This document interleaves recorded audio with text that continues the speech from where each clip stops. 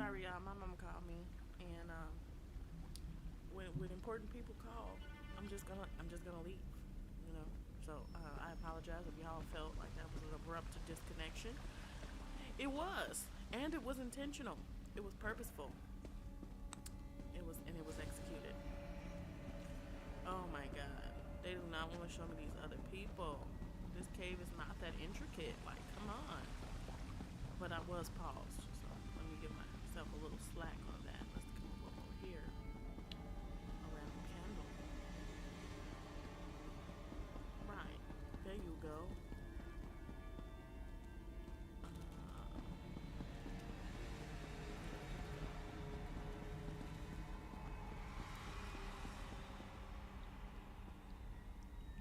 So you're the new recruit, huh? Oh, No, okay, don't you tell me your name. fan. I'll just call Hey. you New Blade. It's easier to remember, and well, it's not like I'm gonna know you for very long. Oh, Yes, you're rude. New Blade. That's so much better. Oh, I didn't mean to offend you. I just believe in full disclosure. We've lost an initiate and a fully trained assassin recently. Mirabelle's in denial, but I know what's happening. Someone's hunting the Brotherhood, and you make a tempting target. Sure you can. So could Dorisa.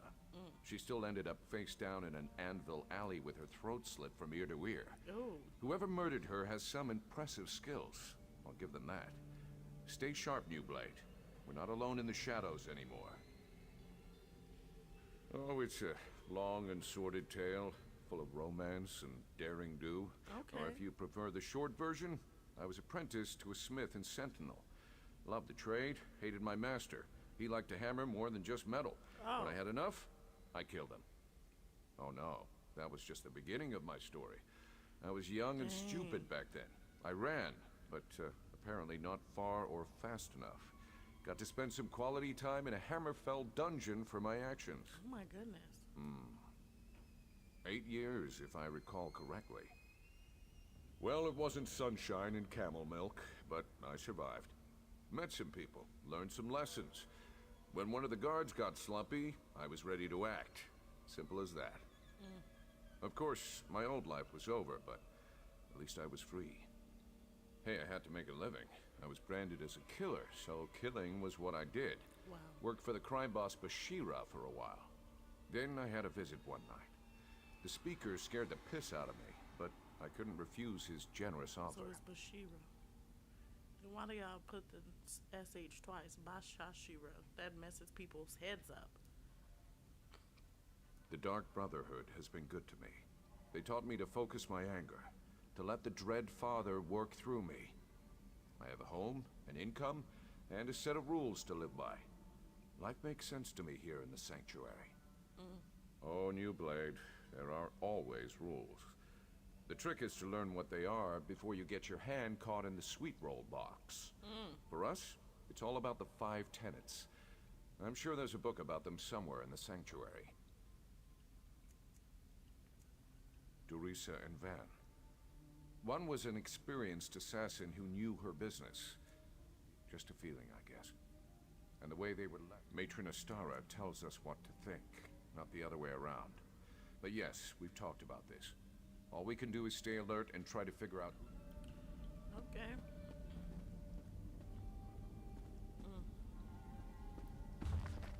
The Wolf and the Pirate Queen by Madara Zelviticus, historian, University of Gwilym. Thanks to the actions of Carolus Aquilarios, the Wolf of Kavach, Anvil's defenses were practically non-existent when Captain Fortunata, the Pirate Queen, sailed into port. After numerous attempts by the Imperial soldiers stationed at the port city to invade Kavach, the barracks in Anvil were practically empty due to the defeat after defeat at the Wolf's Cans. Captain Fortunata's loyal pirates and buccaneers quickly took control of the city, and she claimed the title of provincial governor for herself. That might have been the end of things as far as Count Carolus was concerned, except for what the Pirate Queen decided to do next. She declared that the Gold Coast was now an independent state, free and separate from Cyrodiil and the Empire. When she requested that Kavach join the Anvil as part of the New Order, the Count refused, preferring to continue to owe fealty to Emperor Varen.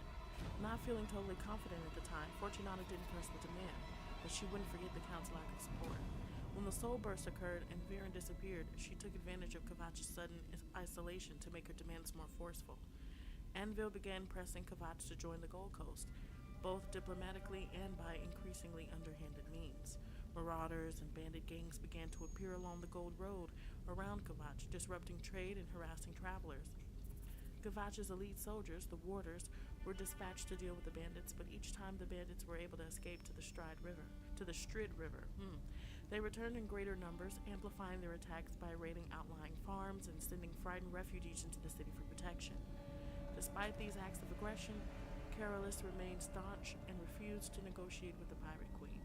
Infuriated, Fortunata announced that Kvatch would be formally annexed into the Gold Coast. She sent the Anvil Guard to take command of the city. The Count of Kvatch responded by putting the warders upon the walls and sending the cohort out to confront the invaders. The opposing forces met on the Gold Road near the Godshaw Inn. The more disciplined and highly trained cohort scattered the motley guards from Anvil, but the situation wasn't as it appeared. It was a trap. An army of pirates exploded out of hiding and surrounded the cohort. While ragged and undisciplined, the pirates outnumbered the legionaries 6-1. The cohort was wiped out in what has come to be known as the Godshaw Massacre. Carolus Aquilarius had no choice. Without the support of the cohort, he had no option other than to swear fealty to the Gold Coast. Now, caught between the Pirate Queen and the Primate of Akatosh, the Count ceased at his powerlessness, all the while doing everything he can to honor his vow and protect Kvatch and its people. Okay. The onus of the Ogma.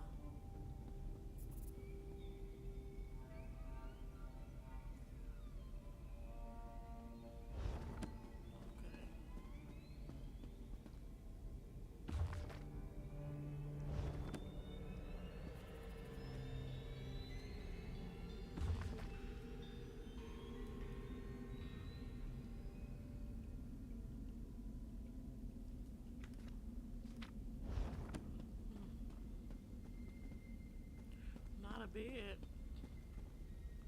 The Black Hand by Gian Alani, chronicler at large. My in-depth investigation of the clandestine organization known only as the Dark Brotherhood has been a long and difficult process. At Revenant has logged off with But Thurgor. after years of research, countless interviews, and no small amount of good luck, I've finally been able to put together a profile of the assassin cult's ruling body, the notorious Black Hand. While much of what follows has been augmented by theory and conjecture, the basis upon which I constructed the profile is undeniably factual and true. So what group of individuals is strong enough to command the assassins of the Dark Brotherhood? A group called the Black Hand. Like any hand, the group consists of 5 members, 4 fingers and a thumb, as it were. The members corresponding to the fingers are called the speakers, while the members representing the thumb is called the listener. These are titles and ranks, and as ridiculous as they may sound to anyone not steeped in the lore of the cult, the assassins take these terms very seriously. Now, I need to explain an even stranger concept. It will sound unbelievable, and it may very well be nothing but a legend used to keep the lesser assassins in line. But from everything I've been able to uncover, the cult holds fast to this concept. They claim that a near deific figure known as either the Shadow Matriarch, the Dark Woman, or the Night Mother leads the Dark Brotherhood. Apparently, no one ever sees this Dark Woman. Instead, she whispers commands to the listener, who then selects one of the speakers to pass the commands along. And yes, most of the commands relate to murder. What does the listener hear?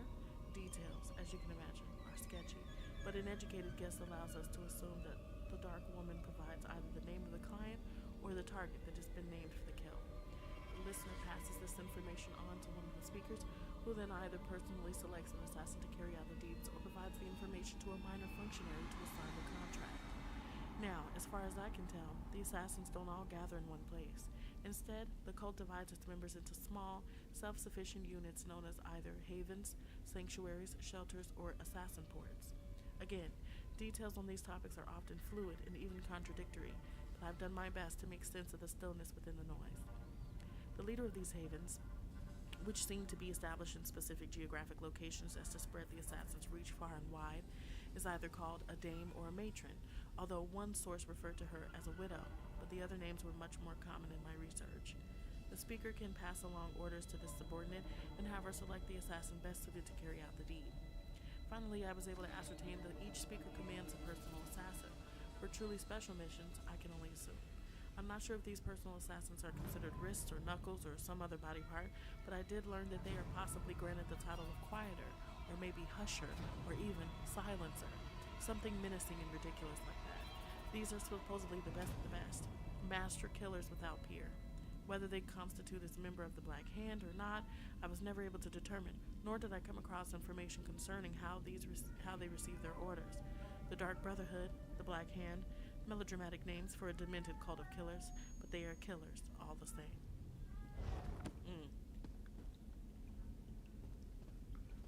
Okay, now let's see. We've got some other folks to talk to. Who's that? It's all right, little one. Just a new smell. Your new brother or sister must be here. You want to meet them?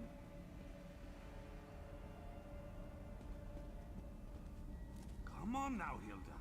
Don't be shy. Sorry, she can be skittish around strangers.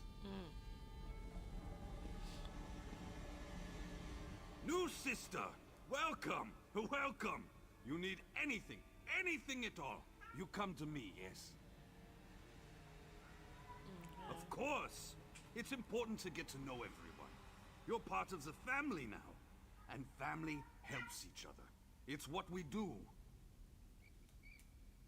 Oh, that's not a werewolf. Well, I guess it is. But it's also little Hildegard. She's really sweet. But you'll need to say hello later. She still doesn't have the hang of controlling her transformations. Hildegard is like the little sister I never had. But her true family was awful. They drank the blood of werebeasts. It's a dangerous practice, but not entirely unheard of in Nordlands. They even forced their children to participate. We assume so. But as to why she can't control her transformations, that remains a mystery. She lost control one day, and hurt another member of the tribe. They cursed her and she ran away. I found her later. She was confused, alone, nearly mad. I'm a skilled hunter. Taming animals is almost second nature to me.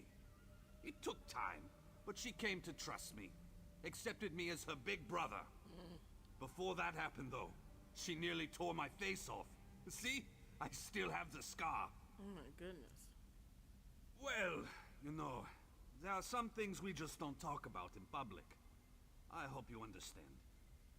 I will tell you that we love it here. We're part of the best family in the whole world. And we're glad to have you with us. I'm sure Hilda agrees. If you're done, Hildegard is like... If you're done, I always like to hunt and fight. I became a soldier, but that turned out to be more about waiting around than actual battle. So I sold my sword as a mercenary, made some enemies, and soon found out that other sellswords were being paid to kill me. Indeed I did. Kept a low profile in town, spent most of my time in the wilderness. I almost decided to stop running, and then I found little Hilda. She became my reason to go on living. Hildegard is like the little sister I never had, but her truth, we assume so. But as to why she can't control her transformations,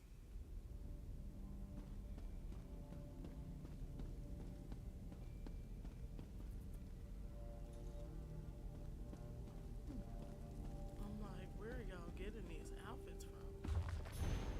Sithis is the start of the house. Before him was nothing, but the foolish Altmer have names for and revere this nothing. That is because they are lazy slaves. Indeed, from the servants, stasis acts merely for itself, which is nothing. Sithis sundered the nothing and mutated the parts, fashioning from them a myriad of possibilities. These ideas ebbed and flowed and faded away, and this is how it should have been. One idea, however, became jealous and did not want to die, like the stasis. He wanted to last. This was the demon Annual L, who made friends, and they called themselves the Aedra. They enslaved everything the Sithis had made and created realms of everlasting imperfection.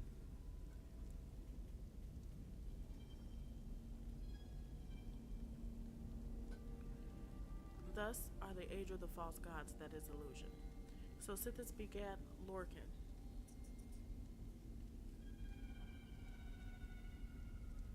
and sent him to destroy the universe. Lorcan, unstable mutant. Lorcan had found the Adric weakness. While each rebel was, by their nature, immeasurable, they were, through jealousy and vanity, also separate from each other. They were also unwilling to go back to the nothing of before. So while they ruled their false dominions, Lorcan filled the void with a myriad of new ideas. These ideas were legion. Soon it seemed that Lorcan had a dominion of his own, with slaves and everlasting imperfections, and he seemed for all the world like an Adra. Thus did he present himself as such to the demon Annuel and the Eight Givers as a friend. Go unto the Charmat Dagoth Earth as a friend. I don't know what none of that say at the bottom, and we're not reading it. Okay. I see this is the mess hall.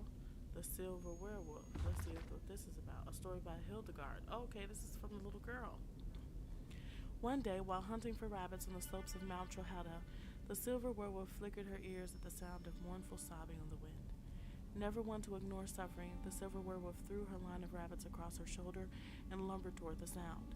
Eventually, she found a massive bearded giant all alone at a snuffed-out campfire, roaring sadness at the sky. "Why do you cry?" the Silver Wolf snarled, and the giant understood thanks to the medallion of Gulibeg, the quick fox that she wore around her neck. "My mate gone, my child gone, vanished as I slept. There are many tiny tracks. I fear goblins have taken them." He was not wrong. The Silver Werewolf's keen nose detected the stench of at least a dozen goblins, as well as the lingering scent of paralytic poison. The giant's family was not dead, but they soon would be, slaughtered to feed the hungry goblin tribe. No one deserved that cruel fate. The Silver Werewolf straightened and growled deeper promise. "The goblins will not keep them. Bring them home, and you may ask anything of me." "I will ask you to smile," was her only reply. Nose to the ground, the Silver Werewolf tracked the goblin stench down Mountain Trohada, across the smoke frost peaks to a massive goblin encampment on the fringes of Lost Prospect. It held far more goblins than she had ever seen in one place, which was why they had been brave enough to kidnap giants for food. A small tribe would never have dared anger the vengeful giants. Even for the Silver Werewolf, who could tear apart a dozen goblins without ruffling her fur, a camp of hundreds was too dangerous. She would have to be clever. Scenting a nearby corpse, an idea dawned on her.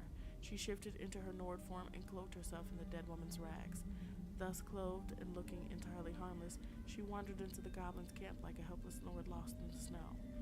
The goblins came for her at once, but all they saw was an unarmed Nord woman dressed in rags, a fine prize. Rather than attacking, they eagerly trussed up the Silver Werewolf and took her to their food pens, where they kept all those caught until it came time to cook them for supper. Once there, they threw the Silver Werewolf into a makeshift wooden cage and left her to freeze to death in the cold.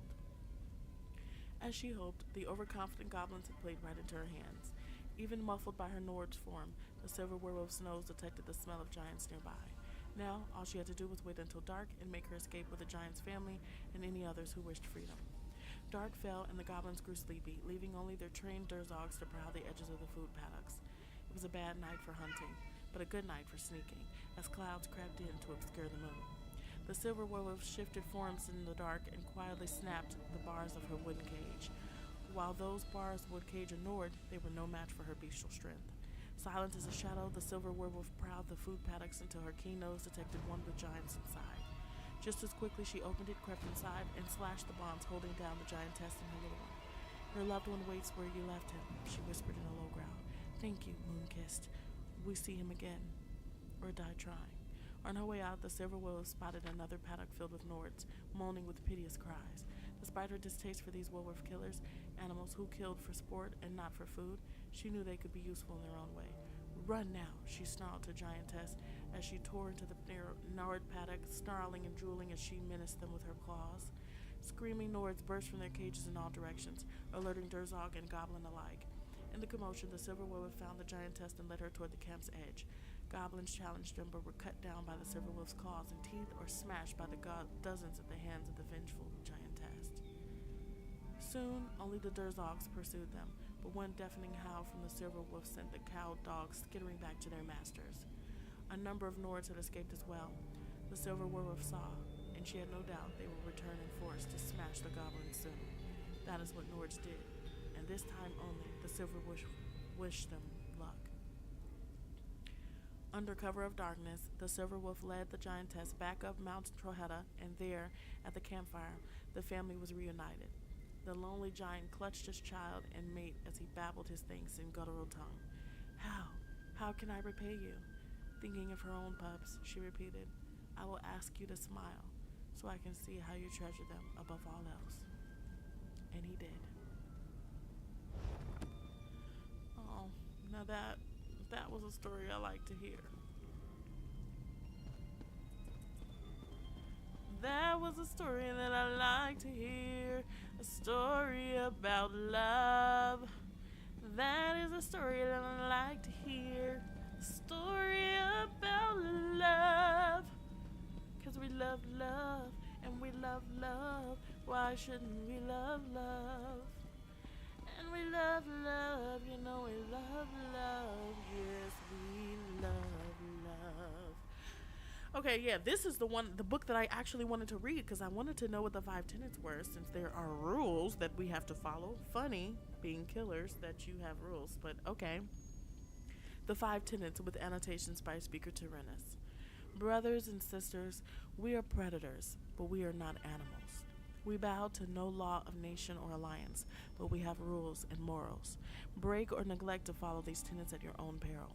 Expulsion from the Brotherhood is the least of the punishments awaiting such reprehensible traitors. Obey these 5 tenets and your devotion shall never come into question. 1. Never dishonor the Night Mother. To do so is to invoke the wrath of Sithis. Revere the Night Mother, for our unholy matron serves as the source of our contracts, the lifeblood of the Brotherhood. Tenet 2. Never betray the Dark Brotherhood or its secrets. To do so is to invoke the wrath of Sithis. We thrive in the shadows. To cast light on those shadows is a blasphemy before Sithis and the Night Mother.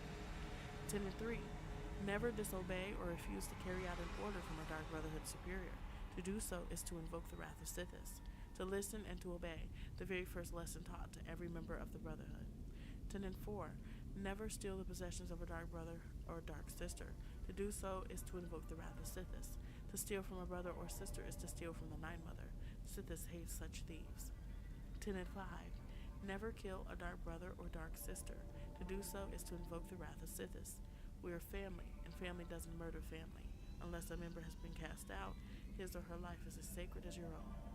Know that it is not your kin who will come to judge you should you fail to uphold this compact. Remember the story of the Wraith, told to every new initiate.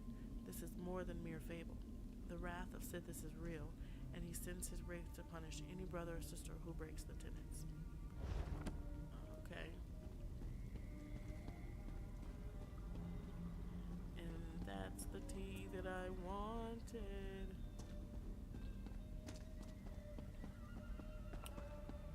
Y'all must really got nooks and crannies in here, bruh.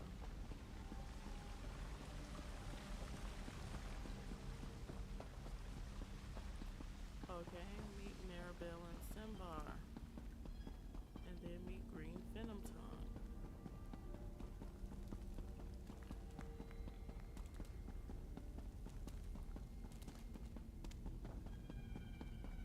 Here we go. Ah, I heard we had a new initiate on the premises. I was just checking my notes and realized the details concerning you are sorely lacking. We'll need to rectify that before too long. She did. Interesting. I wonder what she's planning this time. Well, aren't you familiar with the cherished Black Marsh custom? Consuming various venomous concoctions to bolster our natural immunity? I drank so much my tongue turned green. Ha! The new initiates fall for that every time. And you as well, initiate. I look forward to interviewing you at length when you have some time. For my journals, of course. I keep meticulous records. I'll help you, you'll help me. Now this one I know I've written down. Study the 5 tenets. Learn them. Memorize them. Live them. Such a curious mind. Then listen carefully, initiate. Contracts must be taken seriously. Always, perhaps, depending upon what you mean by something and me. Rest assured, Whatever musing.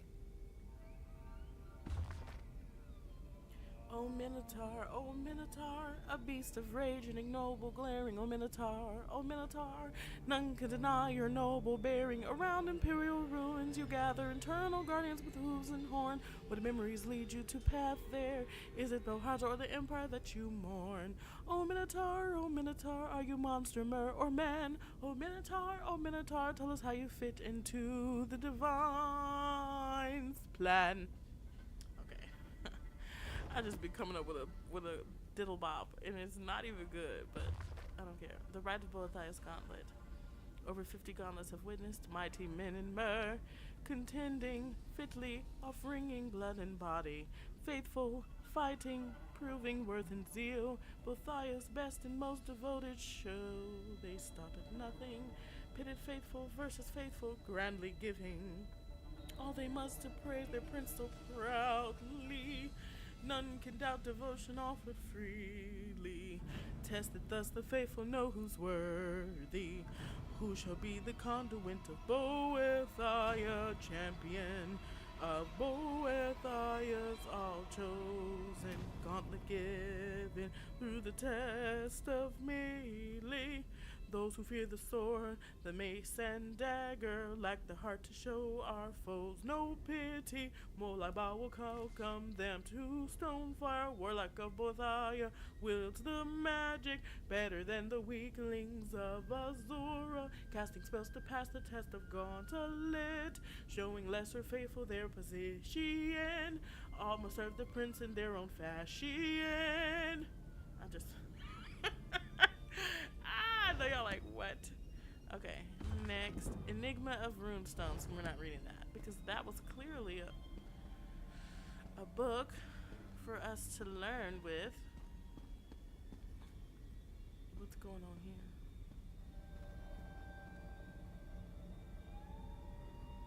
The lie.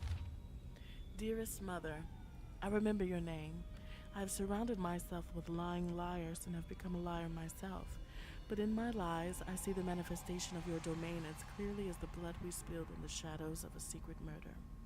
So even though I wish to scream truth in their faces, or whisper your name into the ear of the dying, I tell myself that the secret is my faith, my joy, and not a blasphemy. Yet just once I wish for you to speak to me. Why not me? I have listened for you always. I cloaked myself in you long before they called me Dark Sister. I was the chimera, ever shifting and changing and lying 1,000 lies for you. To be seen by you, to hear you. They call themselves listener, but no one listens for your whisper with more hope and desire than I do. I've walked in accordance with your arts, shrouded in 8 shadows. I have lived lies and ended lives, not for the Dread Father, but for you. They call themselves speakers, but no one has spoken your words with as much conviction as I do. Do you see the shrine that I've built? A shrine of my body. Every face a lie, the envy both elicited and felt, the mastery of seduction, the embrace and instillment of fear, the betrayal of family and truth, the murder of others, the murder of self, the insatiable want, the fury I feel and release and feel again at you, you when all treasures are nothing but lies. Dearest mother, I remember your name, but I will speak the lie and love the lie if you wish. Perhaps that is your lesson. The treasure is the lie. And this is Mirabelle Moutier. She don't feel good. So you're the new initiate. You're certainly cuter than the last one. And why wouldn't she, darling? I am her favorite after all. As a matter of fact, I'm everyone's favorite. I'm sure you'll agree soon enough. Anyway, it's a pleasure to meet you. May the Night Mother forever hold you in her cold and loving embrace. Forward. Believe me, this is my shy and unimposing side. After all, we wouldn't want to give my beloved Simbar the wrong idea, would we? Find me later, and I'll show you what forward really looks like. Oh, you really are too easy, my darling. I'm just having fun with you. I suppose I get that from my family heritage.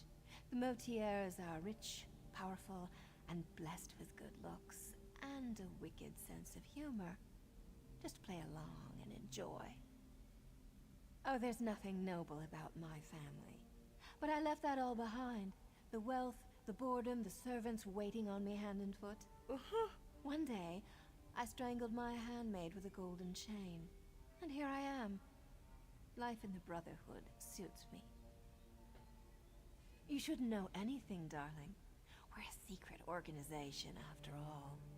I suppose I can tell you that we serve the Night Mother. Her cold embrace binds us together. Never dishonor her.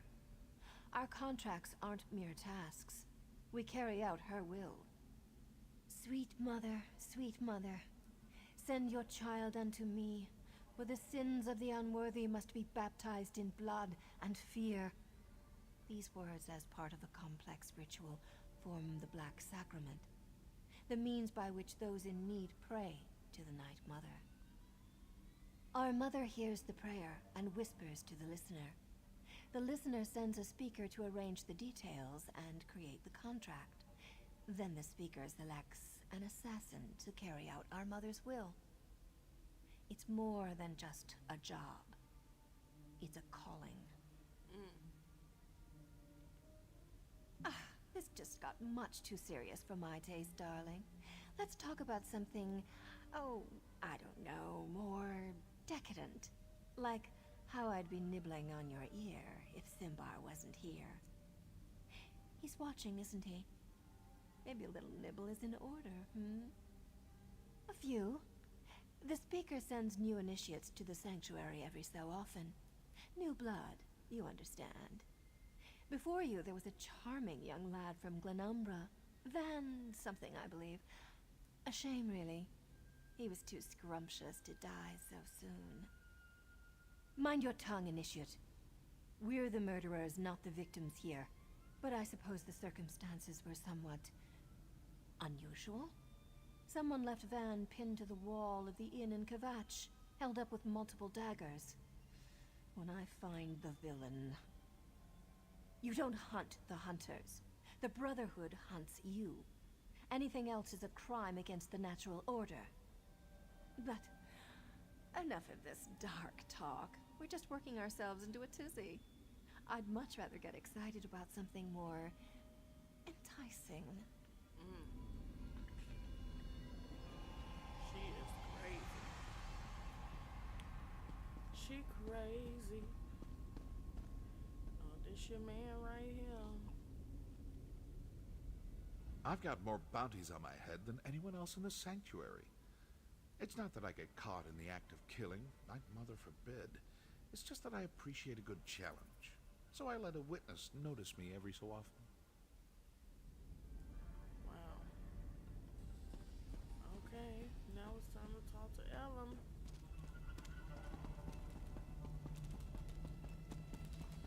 Time to talk to Ellen. Elam. Elam. Elam.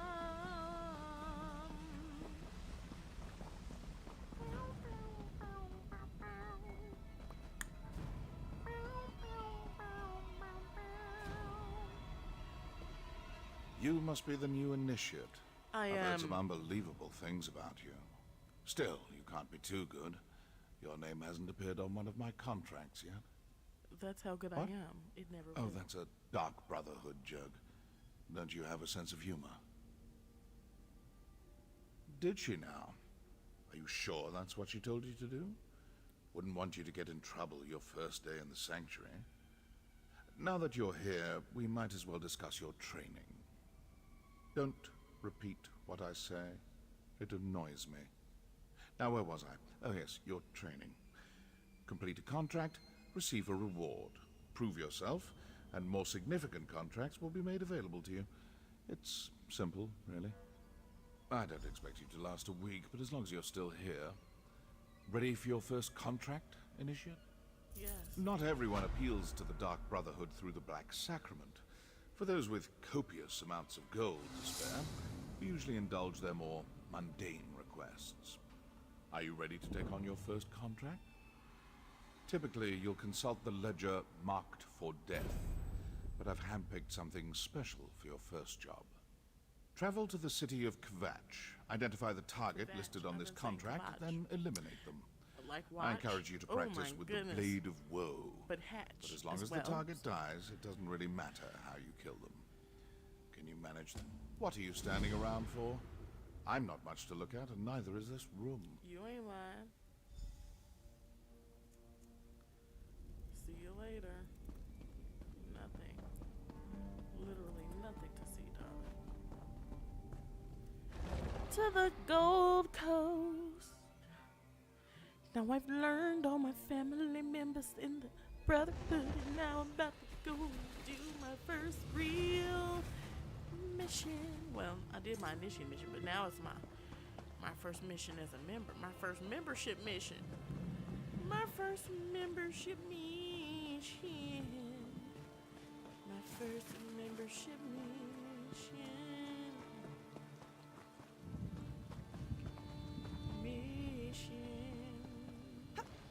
Do, do, do, do. I wonder what you're doing here.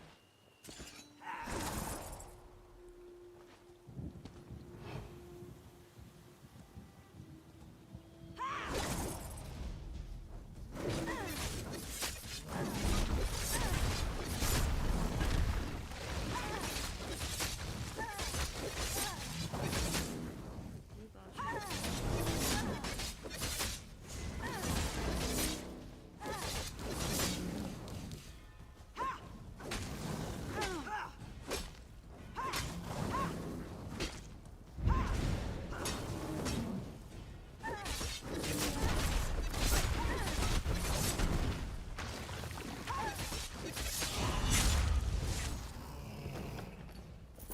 okay.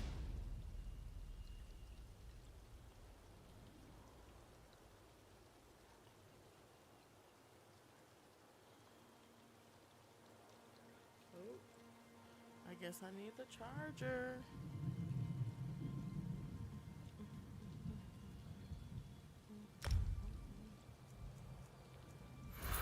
Yeah, yeah, 'cause we needed that. 'Cause we needed that.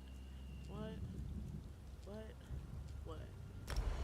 Straight like that. Thank you. Okay. Yep.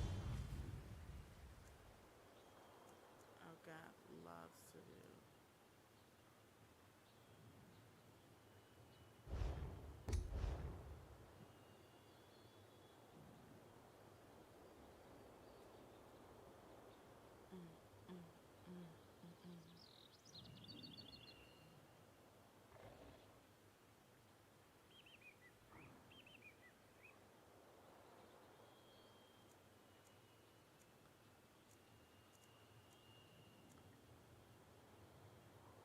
Okay. So yeah, it keeps dying. I need to get the charger back. But I feel like, we really got somewhere. Okay? I am a Nightblade initiate. Like yeah, we're in there. I'm very, very much excited. But I'll probably be back later this evening for a couple more hours to percolate with y'all. I love a little percolation nation, my percolators.